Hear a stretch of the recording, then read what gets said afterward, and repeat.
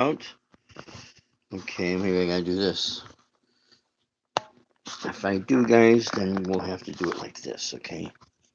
And let's see if I can flip my phone. I think I am live. And we're gonna do this.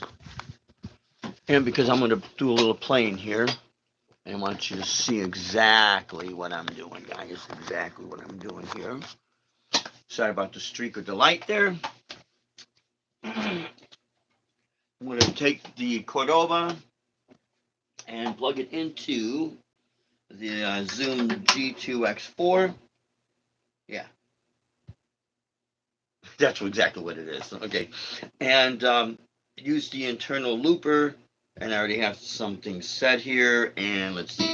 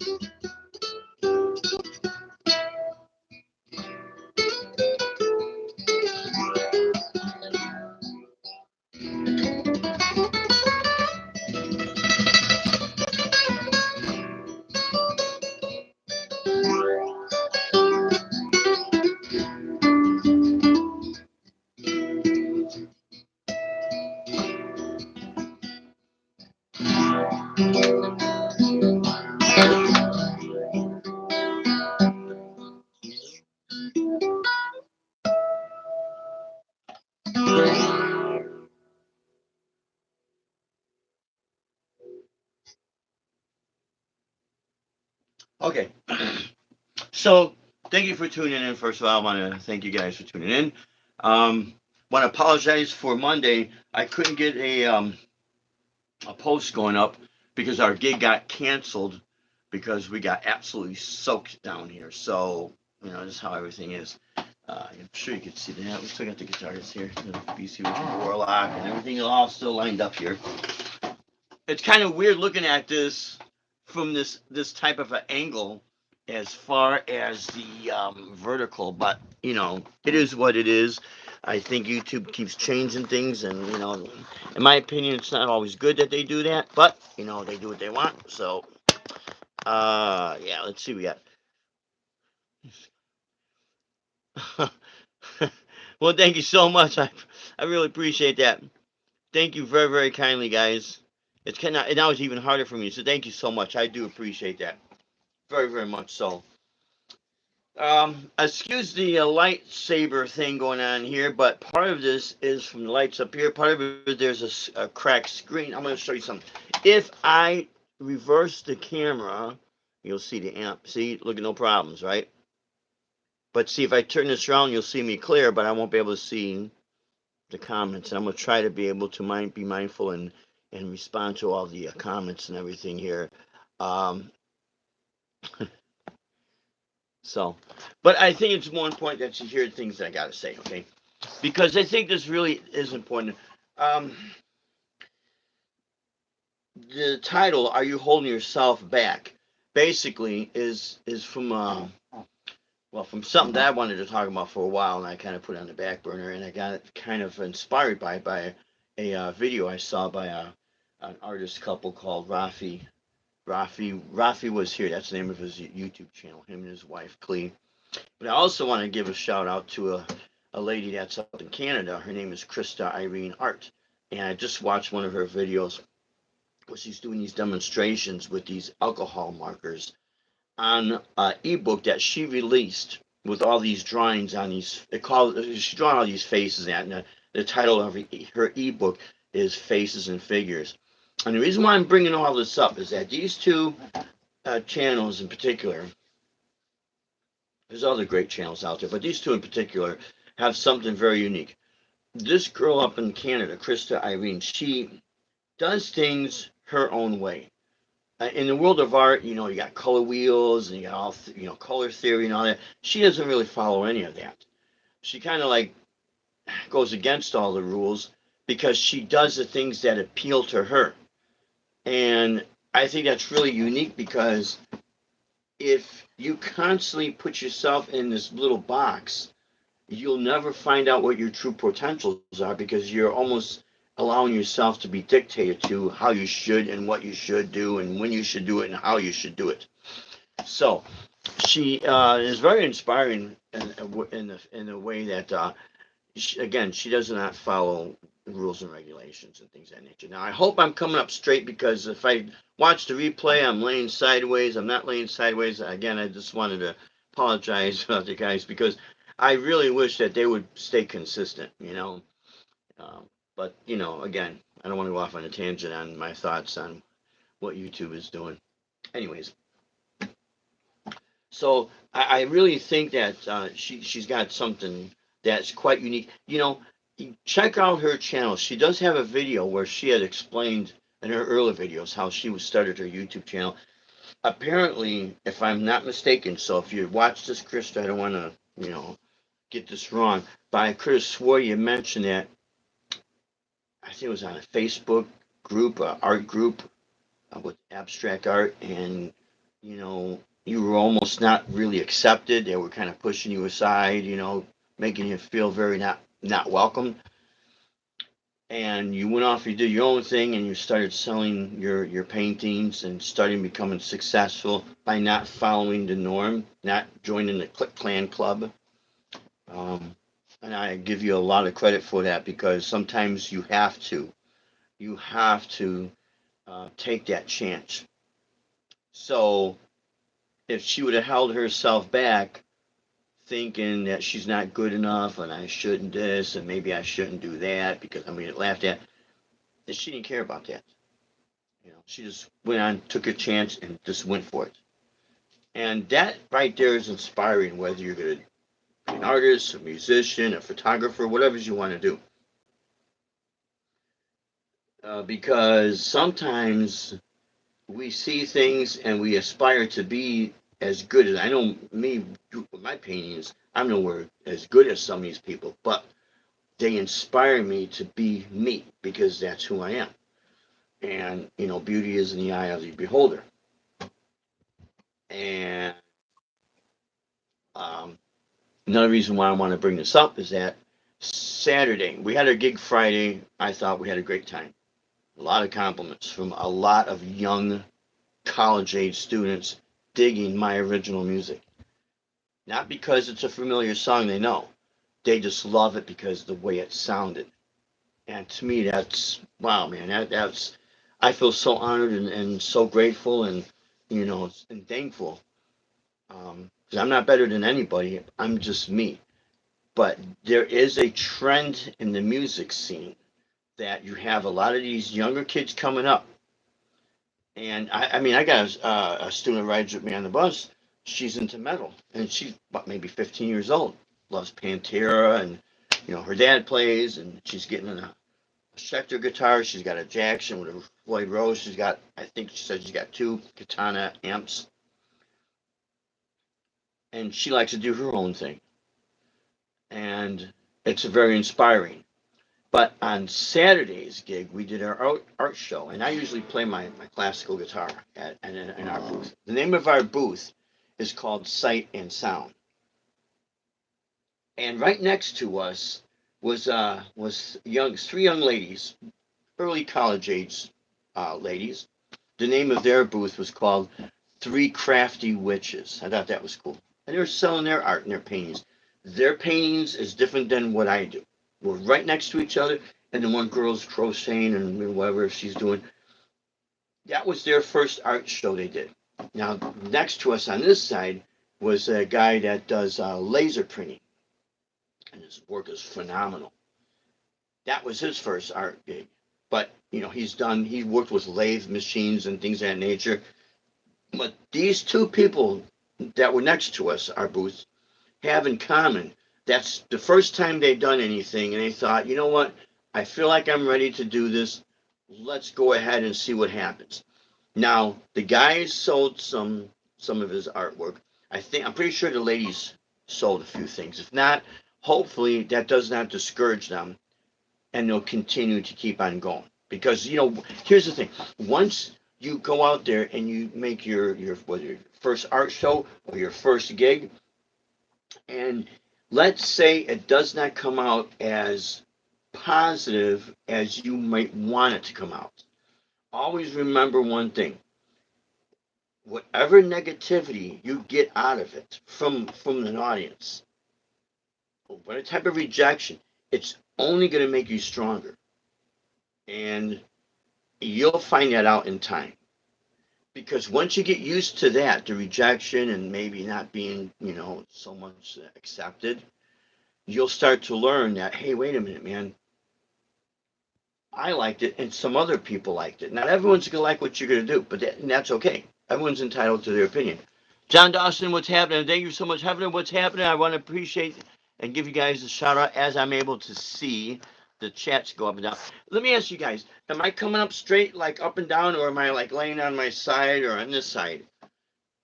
Because I never know what's going on with this, Anyways, I'll wait for the response on it. The more you hold yourself back, the longer you're prolonging things. Now, unless you're evaluating some things out there, you're looking at the whole playing field, and you say, you know what, deep down inside, my gut feeling says I don't think I'm ready for this right now, so maybe I'll wait a little bit. There's nothing wrong with that. What is happening, Homer? Are you guys being able to see? Homer, what is happening? Thank you so much. Yeah, Deb says hi as well. Yeah, and by all means, converse with each other. Go ahead. I don't, that doesn't bother. And if you have something that's coming up that you want to mention on my live stream, go right ahead, guys. And I'll explain. Maybe I should explain it now before I forget, because sometimes I forget, and I apologize about that. I don't know what the rules and regulations are now. I see these videos pop up that give you advice. Don't do this on YouTube or social media. As long as it's nothing perversion or it's going to hurt anybody. My thing is this, for the music and for the arts.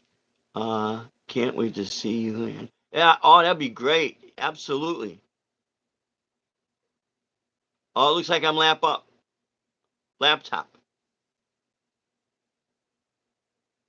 Okay, as long as you can see me and I'm sitting like I should be. I'm sitting straight up and down. When you're watching this, or when I watch, I'll find out when I watch the replay. That's okay. And if I'm look like I'm laying on my side, okay, it'll be good entertainment to laugh at. I don't care, as long as the message gets out there, because that is so crucial, I think. You know, with everything that goes on with the social media thing, and that, I think what happens is people get a little bit nervous to go out there and do it. Let's see, or yeah, you know what? See, here's the thing.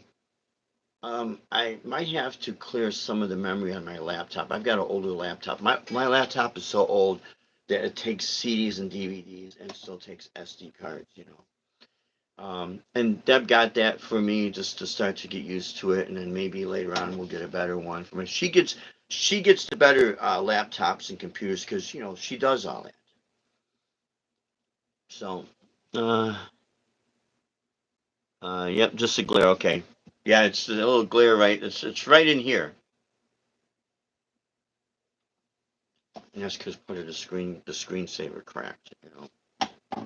So, excuse me. Yeah, I really wish that they would um, be consistent with their their platform, you know. And for whatever reason. Oh, what I was gonna mention too. You know, I don't mind when people are sharing. They say, "Hey, listen, guess what, guys? I got this gig. I'm going to be down here if you want to come out." I don't mind people doing that because, and again, I hope it doesn't break any of the rules or me giving someone a shout out doesn't make any rules. But my thing is this: if we're all on this social media thing to help each other, what's the harm? I've given someone a shout out, say, hey, check out their channel, man. They got some great content, you know, like Chris Irene. She's a great artist. I think she's great. Um, Joe Winch, when he puts up stuff, you know, well, any of you guys, or if you got a gig, you know, go ahead and check it out. You know, I mean, what are they going to do? Are they going to shut me down for it? That'd be kind of stupid. I think I could be wrong, but I think that would be kind of stupid because the whole point of it is helping each other out. Um, you know, I don't buy into this me thing. Even though we show our gigs, we're doing stuff live. We want people to, you know, enjoy the music, and you know, you can have your opinion. You don't have to like everything I do. I don't like everything I do. But the other point of us doing our live streams is so people could see exactly what we go through. You might not go through it, but it's what we go through, and it's something for people to take in consideration before they put themselves out there and spend all this money on this stuff. You know what I mean? Uh, it's not meant to discourage anybody. With that being said, there's another channel, like as I mentioned, Rafi was here, Rafi and Clea. I watched a video earlier today, and Rafi was talking. He's an artist that I think him and his wife are up in the Oil City area. I think it's at Philadelphia, Pennsylvania, Pittsburgh, I think. I apologize about my geographical uh, limitations there, but I think it's up in that in the it's in the north east. He used to be down here in Florida in the Pensacola area, and I found out he's a former fellow Chicagoan. His video he had today was the imposter syndrome. You know, do you question yourselves before you put out there? And he gave a little story about a friend, an artist friend of his that it sounds like they were creating these puppets. And I now downtown Chicago, I do remember we'd walk by, especially in Christmas time. You know, what used to be old Marshall Fields that later on became Macy's. You'd have all the storefront windows would be all decorated for Christmas and that. But right on the street, you used to have, and we still have the musicians, the drummers that would bang and drum on paint, old plastic paint, 5 gallon buckets. Very, very creative. Thought it was really cool. But there was another guy that had his own. He would do these puppet shows, and he had his own little cart. You know, like the hot dog stand carts you see him move on. Well, he had his like a traveling show, and he would put on these little shows, and it was very intriguing. So this guy that Rafi was talking about was reaching out. It sounded like he was reaching out to a not a coordinator, but like a financial advisor. Um, and the financial advisor's background was how to get yourself and your products into grocery stores. Check out his video. Rafi was here. Check out the video. He'll talk more about it. But what he mentioned was the advisor knows business. The advisor knows how to give advice on business, but he doesn't understand art. And apparently, it sounded like this advisor's first comment to the artist was, "Well, puppets are dead." Well, wait a minute. Wait a minute. To me, that's a bad advice. Now, you should be clear. Say, okay, what do you want to do with your product? Do you want to put it in a grocery store? Well, maybe it might not sell. It might be a hard thing to sell, but you know what? You could take a chance. But never discourage somebody from trying anything, because when I heard that, the thing that came immediately across my mind is what this advisor does not understand is that you have all these kids and you have all types of groups of kids. And not everybody is always on social media or laptops or little electronic devices. There are some kids that do all that, but in conjunction with that, they will play with stuffed animals. They will be intrigued by puppet shows. They will be intrigued by little dances. And I know because, part of what I do was drive for the charter schools. And I was teaching at one of the schools in Aurora, Illinois. And all these students of all ages. So when I hear people say that, no, you can't this and that's not going to work, before you give that advice, listen, take a good look, and before you give the advice um, with a little bit more thought behind it. Take a look at the big picture before you just, totally say, no, that's not going to work and all that, because that's not right. That's not good advice. Probably this guy paid this advisor money. When I understand it's his time, but hopefully he's not following his advice, you know, or take it with a grain of salt and say, you know what, but I'm going to try anyway. Because you have youth centers, you have daycares, you have all these areas that you could make money with what, if he's going to do, let's say, sell puppets or do a puppet show, whatever he's going to do. I'm telling you, these kids will be intrigued because they are at this age of imagination. And no matter all the electronic devices that's out there, nothing can replace the power of imagination. Because when batteries run dead, as they all do, when internets go out, watch, if everyone you have kids or grandkids, watch the kids. Just observe them. Watch what they do. Instantly, creativity. It's interesting for if you're an artist or being a musician and now also going into art. I try to keep my mind of imagination right there. I don't close it off, because if I would have closed it off, I wouldn't even be gigging, man. I would not even be gigging.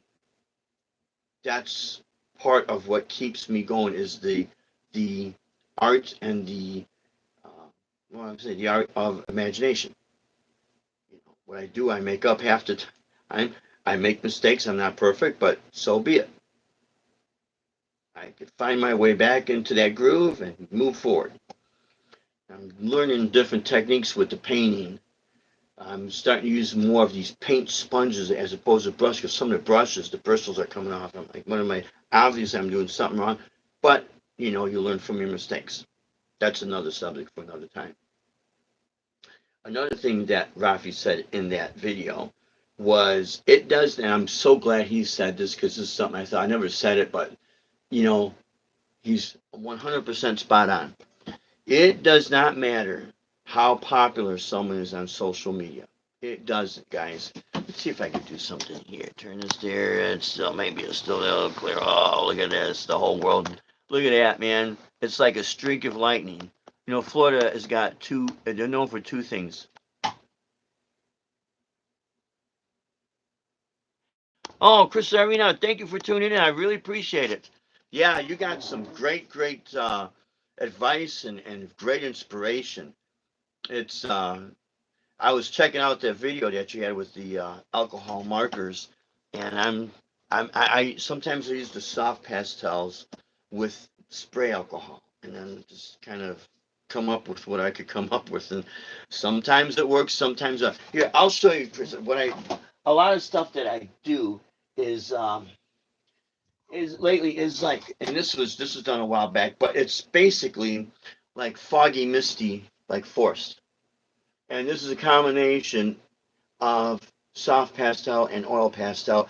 The underpainting was 100% a mistake, and this sat for a while, maybe a couple months, and then I just started coming up with a little bit of ideas, and you know, I try to find what I'm good at, and then from there, take it from there. I used to be able to draw and sketch, man, almost like perfect shapes as I would see them. But that was, oh my God, when I was 9 years old, and that goes back to like 1973. I started playing guitar in '74, and I've been playing ever since. So yeah, I want. And my unfortunately, this screen is so yeah. Thank you so much. Yeah. Oh, thank you. I really appreciate it. The music that I play is a combination of the classical and flamenco guitar and what's known as jazz rock fusion. It's all instrumental music. I still play my rock and my metal and that, but because I'm an instrumentalist, I got a horrible voice. I don't even like the way my voice sounds when I talk. What I try to do, what I try to do is make the notes come alive, and with that, to me, it's like painting pictures with sound. So the art of expression and the nylon string guitar is perfect to demonstrate this because it has already a soft tone. If I want to convey, if I want to project something almost sorrowful and sad, I will play a little bit past the sound hold over where the frets are.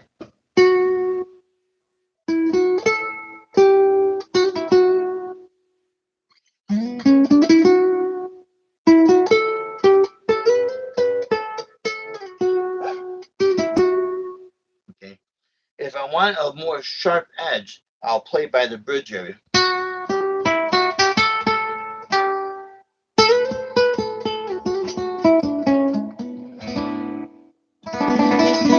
And somewhere in between is the combination of the two.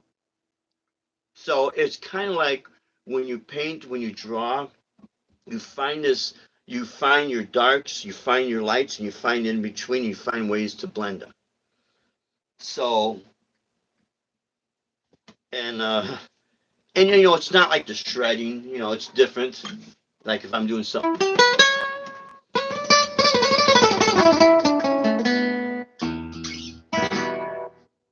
that has this sound and feeling of excitement. But I do like to have the options to be able to pull from each one the excitement, the sadness, the beauty of it, because it's a reflection of life. That's basically how this is for me. Let's see if I got one in the trap here. Oh, sorry, guys. So, um, but like what Rafi was saying, you get these people that are very popular on the internet or whatever. It doesn't necessarily mean they're always right. Um, I'm not always right. I'm just trying to do the things that I do, and hopefully, you know, I get through everything. When we stream our live shows, there are times I have mistakes, I have brain farts. I'm playing 3, sometimes 4 hours straight through, and the reason I do that is because once I get locked in that zone, I don't like to be pulled out of it. It happens. When we were still up in Illinois and doing all these corporate shows, there was a place called La Mirage, I think it was called. It was a Russian steakhouse with a banquet hall, and they were always good to us. So they hired us to do these events, and they liked when I was playing the guitar. I'm not Spanish, I'm not Russian, I'm Irish and Dutch and American. I just like what I do. But they would hire me to play, and then they'd say, "Yeah, go ahead, take a break. We're gonna do a little speech." Okay, that's fine. Because it's their event. I'm just a hired gun. But then they want to feed me, and I was honored and very very grateful. But they would have all this food, man. I'm like, man, I'm eating like a king. Holy crap!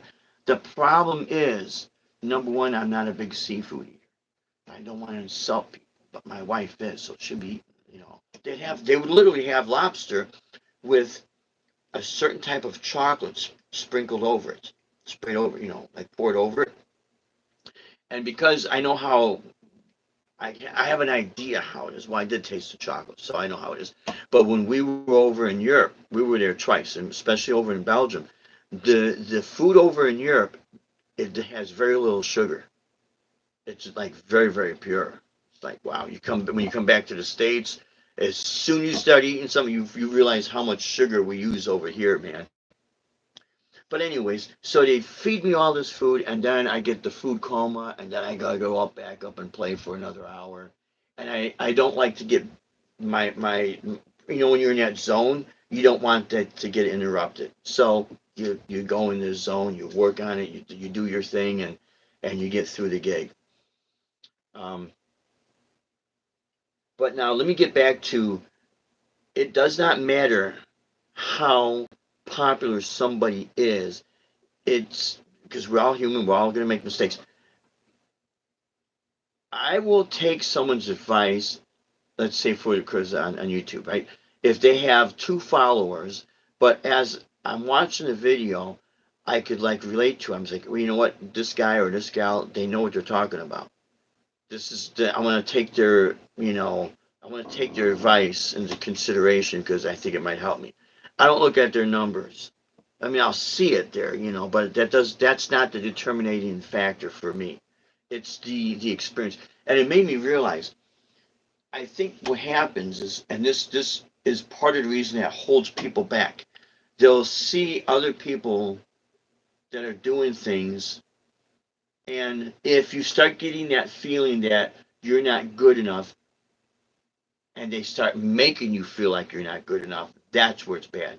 Yeah, but you don't understand, they're real popular. They got 1,465,222 subscriptions and prescriptions, and they got millions of likes. That's fine. But is the advice that they're given on this particular video, does it work for me? Or is it just entertainment? And nothing wrong if it's entertainment. But if it doesn't work for me, I really don't care how popular they are, can't use it. And again, Krista, I did mention that I saw a video that you did mention. If I'm wrong, I apologize. That how it seemed that you were putting up abstract art, and there was a certain, maybe it was a like a like an art club, like we've got the guitar clubs and all that, the art club, and then you get a certain group of people that they really like what you're doing, but they don't want to let you know they like what you're doing because maybe they want to take your ideas or whatever, but they kind of make you feel like you're not welcome. They kind of want you out of the picture there, man. Sorry about that. You're not welcome. And then they'll look at someone else's work of art that's similar to yours and they'll praise that, but they won't give you the acknowledgement. That me, that's wrong. Yeah, let's see. I am a.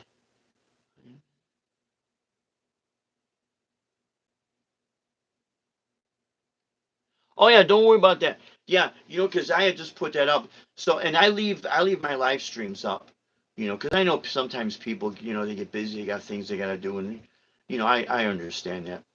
But I do appreciate you being on because you do inspire me as an artist, and not just in the art world, but also in the music world. See, to me, what social media is a way to communicate with the world, a way to show your talents, and also a way to inspire other people to, go ahead and do what they may want to do, what they're desiring to do.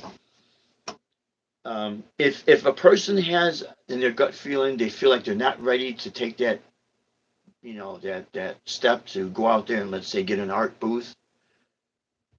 I'll tell you, I know how that feels because we just did our sixth or seventh one, and I'm nowhere near as good as what I see out there. Even the people that buy the paintings, I get a lot of these young kids buy our paintings, and I mean young kids, the ones that are college age, and then they whip their phones out and they show me their paintings. I'm like, my jaw drops. I'm like, oh boy, man, and I'm here selling my work. You should be selling yours. You're way better than me. But I think what has happened is I need to take that chance whether I succeed or fail at it because I'm also doing the music. and I'm not relying on it for a living. That's the art. I mean, we've lived off the music. We've done that. Now we have our side gigs, and we're still doing the music and the art, and everything balances out financially. But I think what happens for the younger folks, or even the newbies, let's just say, it doesn't matter how old you are, the newbies, when you have that feeling, are you holding yourself back because you're unsure of your ability, or are you holding yourself back because you think no one else is gonna like? Don't do it because you think no one's gonna like, because you could get people who are not gonna like you, get people who are gonna like you. That's just how that is. And honestly, from my experience, the more rejection that I had gotten when I was younger, that helped push me to go forward. Because I will never forget. Now I'm going to share the experiences and some of my opinions here on this. When I was younger, of course I was playing in a lot of rock bands. It was a lot. That was all we did. But I've always liked the style of music, the classical flamenco. For me, the flamenco is. I'm not a true flamenco guitarist. So it's more fusion. But people always look at the hands. Hopefully, you can see my right hand when I'm doing.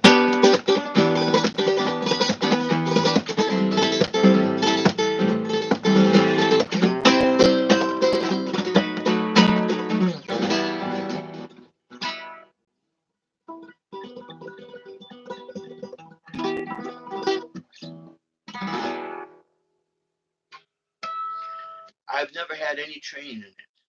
My training was being impatient in high school, literally rolling my fingers. That's how I developed my what's called tremolo. What they call roscados, strum. I actually do it backwards. When they teach you this, they teach you to start with the pinky, ring finger, middle finger, and the finger, and then come up the thumb. I can't do that. I do it backwards because it was the reason why I do it backwards because it's easier for me. And I would hear this because back in the '70s we didn't even have videos, man, let alone YouTube. I had to do everything by ear. So I was mimicking what I was hearing.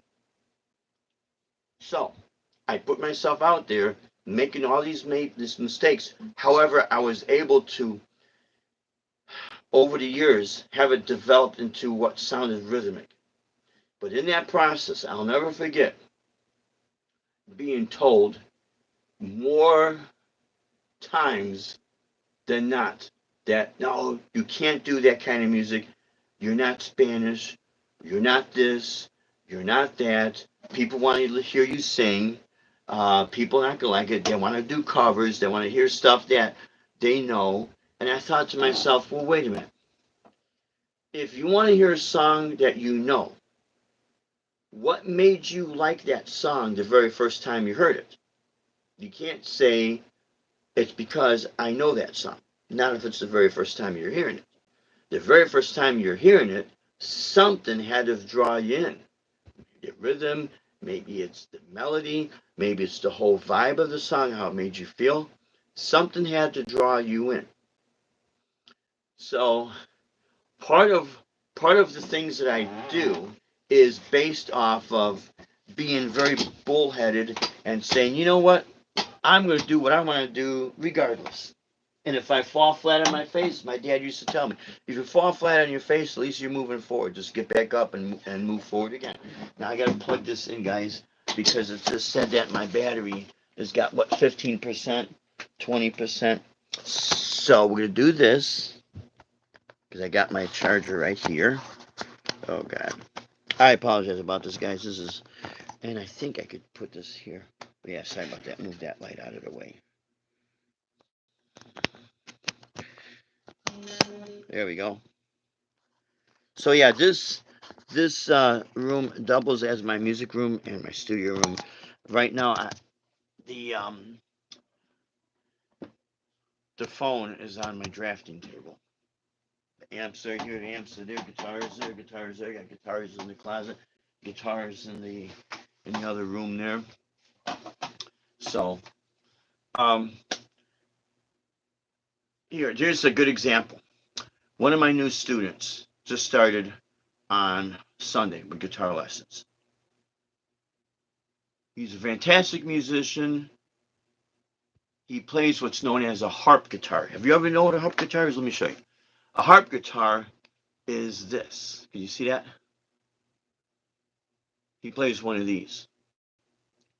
And actually, Deb was thinking about, well, maybe in the future we'll get one of those too, as well. And it'd be very, very creative. Now, I'm not going to ask him. He did tell me the place he plays at, but I'm not going to call him because I'm glad he's got the gig.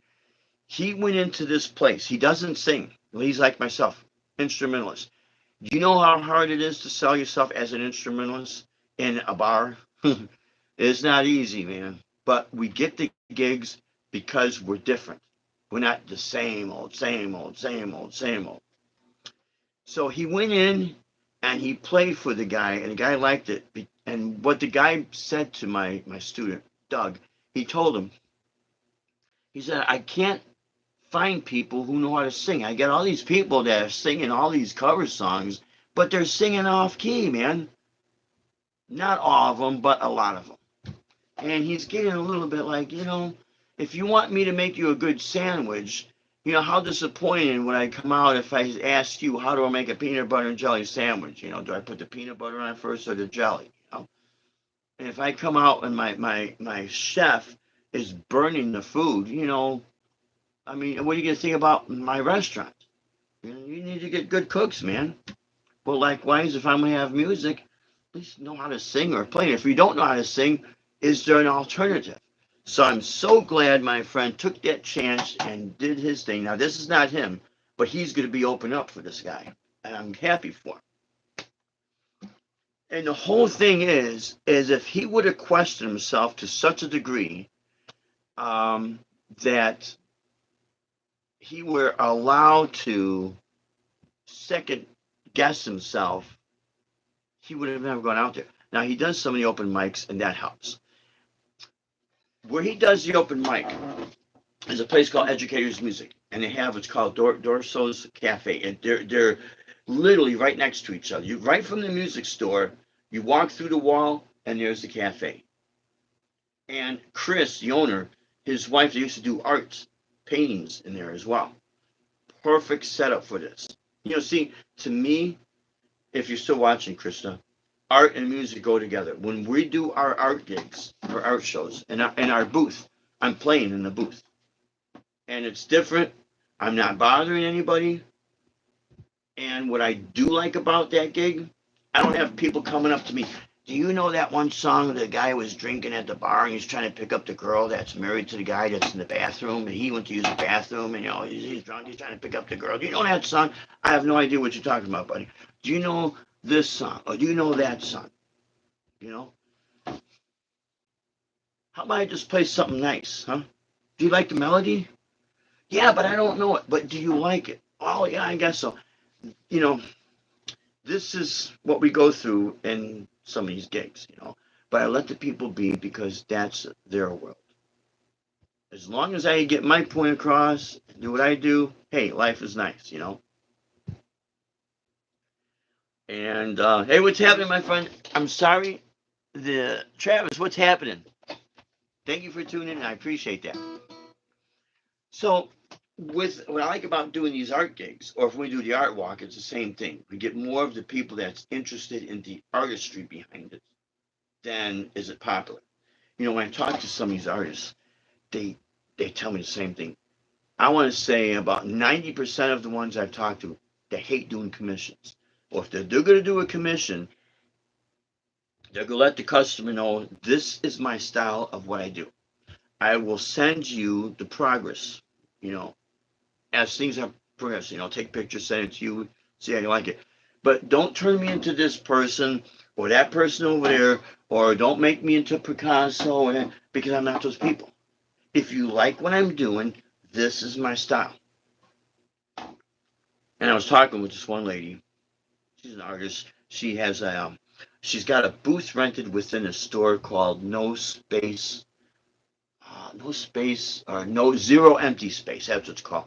It is in the Bell Tower shopping mall in the south part of Fort Myers, down here in Florida. I'm talking with her a little bit, and she says the same thing with the commissions. She lets these people know right away. As soon as I mention the word commissioned, oh, and I understand why. The same thing when I was, and I played in a lot of cover bands before, but I also played in a lot of original bands. It commissions, covers for us musicians is like commissions. And I remember the time back in Chicago, back in the 80s, man, we had all kind of places to play at. And, Chicago is always known for blues. It's also known for jazz, but mostly blues. And I grew up by all these blues and jazz clubs, but I was also part of the Chicago heavy metal scene back in the 80s. And, everywhere we had places to play at. There was a place we played at with a high school friend of mine. He had a gig, he had a band, and he wanted me to be his guitar player. It was on Lincoln Avenue. It was a place called Orphans. That was a type of place that had all kind of music. Down the street was a place called Holstein's that their primary style of music was folk music. And then you had these other places they had was called indie music, indie rock music, independent rock music. And then we had the metal clubs out in the sub. It was, and then for the most part, it was all original music, and the places were packed. They were absolutely packed. You know, I respect the cover bands and the tribute bands that keeping the music alive. And they work hard. And they're really good musicians. I'm not trying to say anything bad about any of them. But when I hear people tell me you have to do this and you have to do that, then I just stay away from it. Then you go ahead and do that. I think what has happened with our YouTube channel, all our live streams, you don't have to like what I'm doing. I'm okay with that. But all our live streams have proven all these people wrong that try to tell me you have to do this, you have to do that. Oh, you're not getting any gigs, you're not getting. One of the places I played at, I was about an hour and a half into my gig. She's sitting at the bar making these requests. I said, I really don't do that. Well, and she gets snotty with me. Well, if you don't take requests, then how do you expect to get tips? I had the tip jar out there. All right, my tip jar was filled. The money was starting to spill over, and it was a big tip jar, like it was a picture. And pour, Kool-Aid and all, it was a huge picture. Money was pouring out of it. I looked at her. I pointed to the tip jar. I says, "There," and she goes, "Oh." I says, "Listen, miss, just be good at your craft. That's all you have to do." I will hack up those songs because I don't listen to that kind of music. The next guy that comes in after me, if he does them, request them, and clap and you tip him, that's great. I don't mind.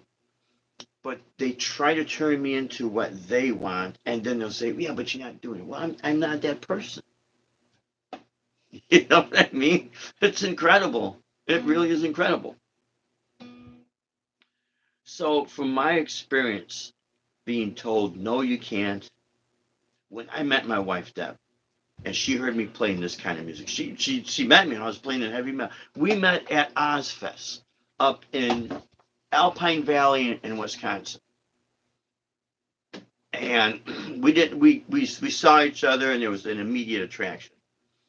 And then about I don't know about maybe a few weeks after that, I seen her at one of the clubs. A radio station was gonna be at the club, so I wanted to go check. I don't drink any alcohol at all. I never did, but I wanted to go check out their setup, what they would do at the radio station. And then I happened to see my wife in there, basically doing the same thing. Check out the sound system. I'm like, wow, that's that girl I saw over at Ozfest. So we started talking, and instantly we hit it off. And this May 1st will be our 26th wedding anniversary. But so she's seen me in the metal bands, and one of the metal bands I was in was called Shadow Lord. It used to be called Arch Enemy, but there was already a band called Arch Enemy, and because of copyright infringements, they had to change their name. So, and we were doing all the gigs. We were doing a lot of rehearsing, and I just started calling a lot of places because I had like a 10-year hiatus where, I was just constantly getting together with startup bands and nothing was happening. And then I got a little bit pissed off and said, you know what? Nothing's gonna happen if I don't make the phone calls. You know. And then what are you gonna do? Hang up on me?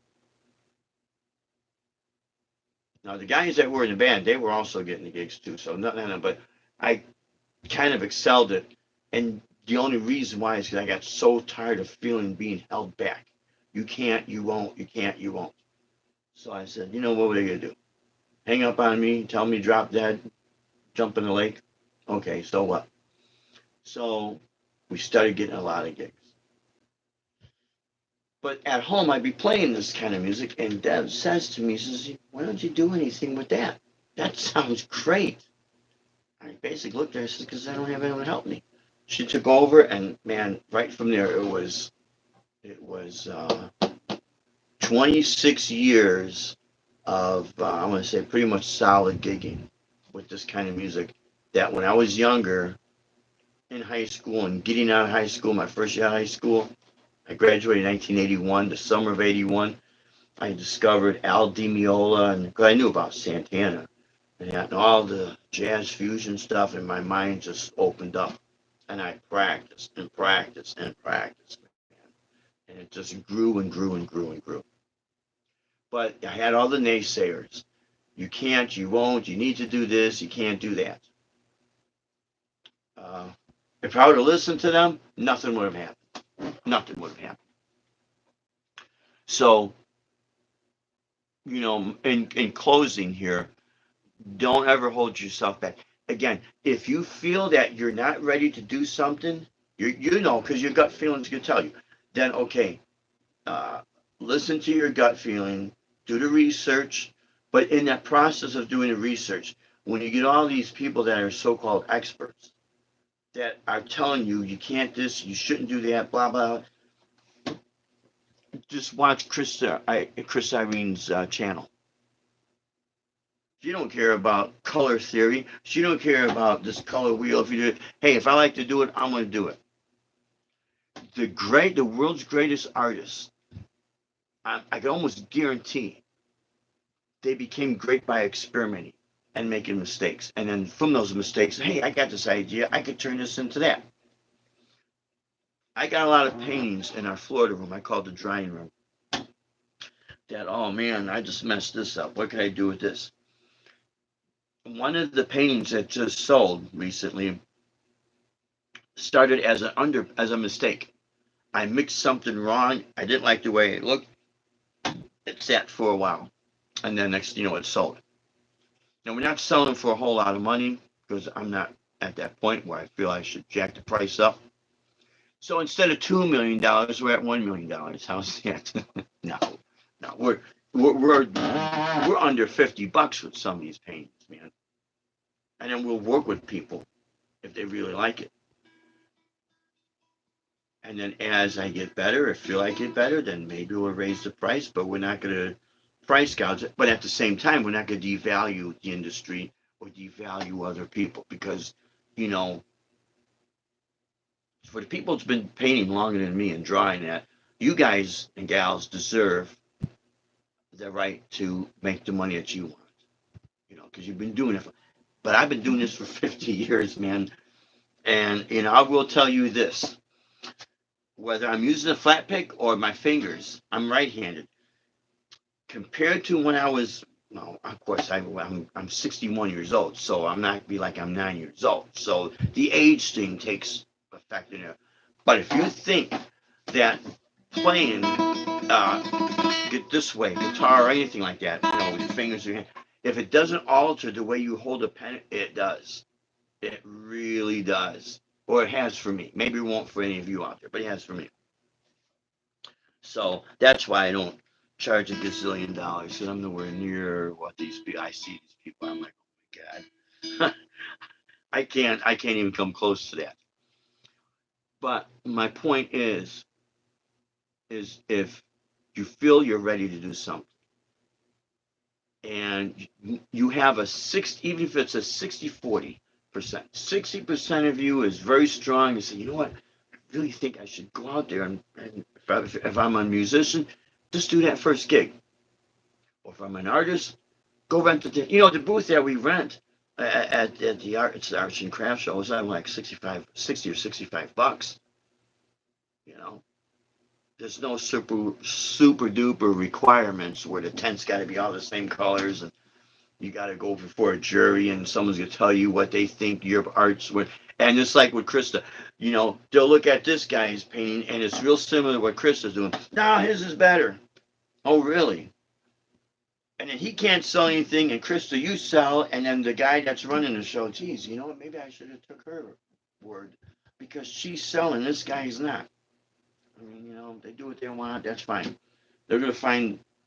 They're gonna find that out. But see what happens when people become biased? It always hits them back, and things coming around and get you in the end.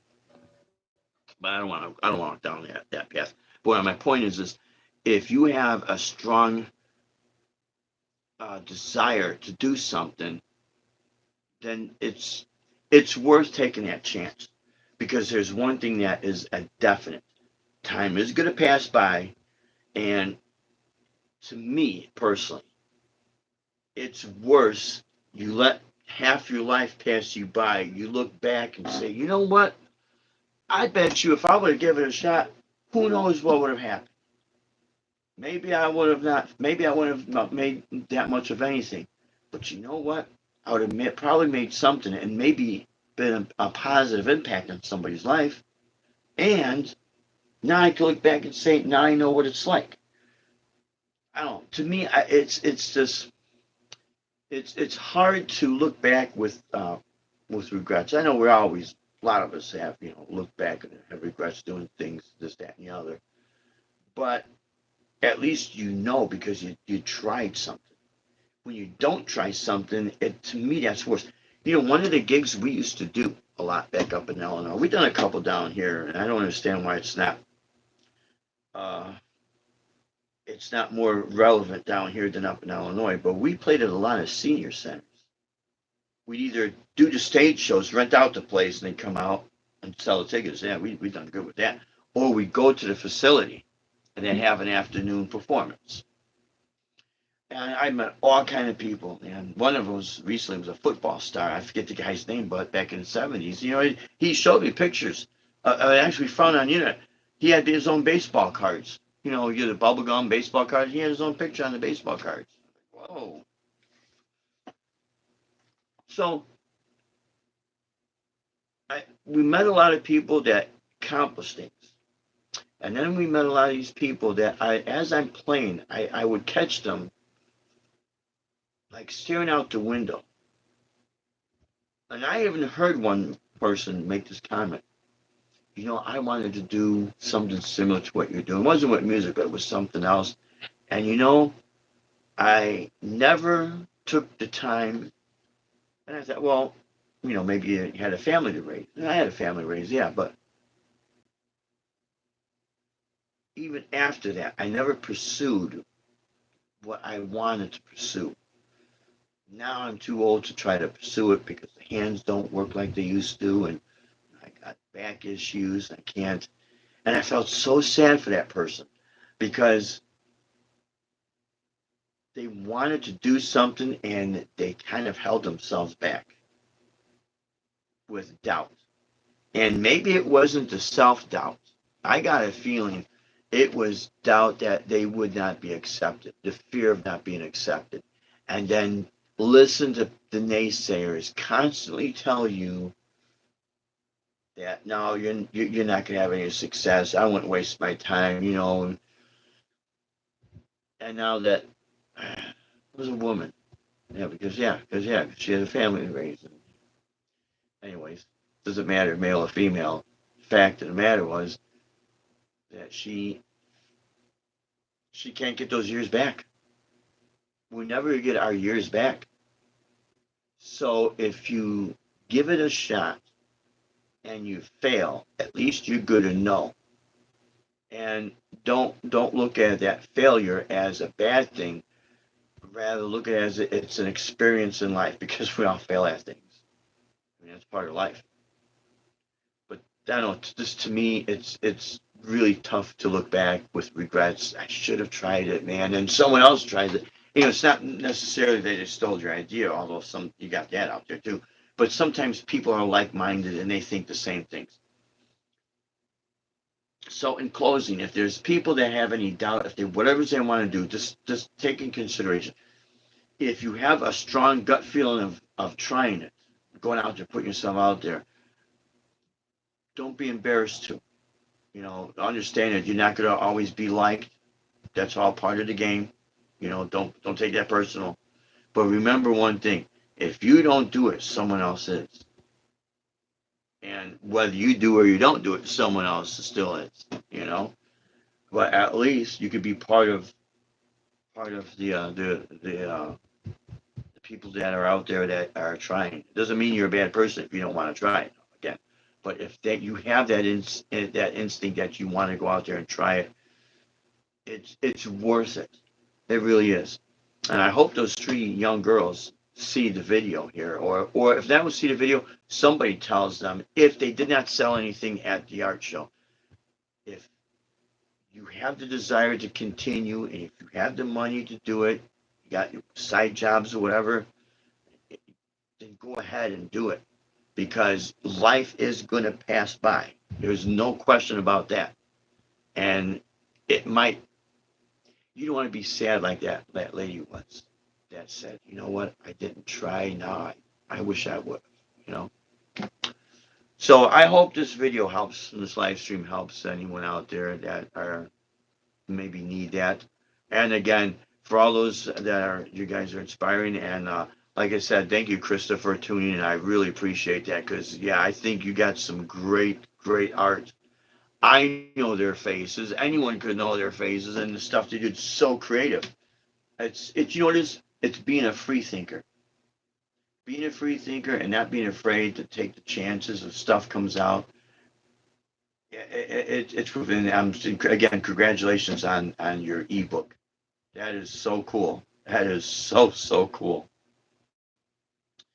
And maybe what we could do if my wife, I would get like your email. I think on your YouTube channel, kind of send you an email or something. If we get when we get some time. And how did you go about it? I know you're up in Canada. We're down here in Florida. And I guess there's all kind of publishers. But just the fact that yeah, you got something out there and for people to buy and to grow their art with. I think that is so cool. Anyways, my friends, thank you so much for tuning in. We love you all. Again, I apologize. I'm not. Yeah, what's happening here? Yeah, always time well spent. Watch. I appreciate it so much. I really do. Hammond. Let's see if I got someone. Ian's Guitar Shack. What's happening, brother? Okay. Now see, look at this. I just hit a button and I'm in like Mars or something. See what I mean? Oh boy. Okay. Well, looks like I got all kind of stuff coming up here. You see what I mean? Okay, my friends. Well, that'll do for this week. We are scheduled to do our live gig on Saturday from 4 to 7 at the Miramar Outlet. We're going to be by the Michael Kors shop. And we're going to have an overhang. So if it rains, we'll still be able to do the gig. The gear will be safe. The pedals, these all cost money, man. And when they get wet, there's an old saying, water and electricity doesn't mix, man. But yeah, we'll be doing from 4 to 7. We'll stream it live, and then we should be back at Jungle Bird if we don't get rained out. That's what happened. We got rained out on Monday, and there was, it was a storm. It was a storm, and there was no one sitting outside. I don't blame them. Who wants to get their food all soggy, right? But yeah, and we'll keep you posted. I'm gonna try to continue doing the live streams on Wednesday. I can't always do that all the time because my time gets a little bit limited. But yeah, we'll keep you guys posted. We really appreciate you tuning. We love you all, guys. Are so great. And let's see. Wait a minute. Do I have to do this now? Okay. Thank you. I really appreciate that. Ian's Guitar Shack, John Dawson. Thank you for tuning in. Yeah. Hope you all enjoy the thing. Thank you so much. Dale Palmer, man, what's happening, brother? Thank you so much. You're always in checking it out, and we appreciate it. And again, if you want to check out a really great artist, Krista Irene Art, she's excellent and very inspiring, guys. Very inspiring. All right, my friends. Now I'm going to figure out how to turn this thing off because it used to say shutting down. Now it just says it don't even say adios, man. So, anyways, we appreciate you tuning in. Until next time, you stay strong, safe, and true and creative. Rock on and God bless. We love you all. Take care, guys. Here it is.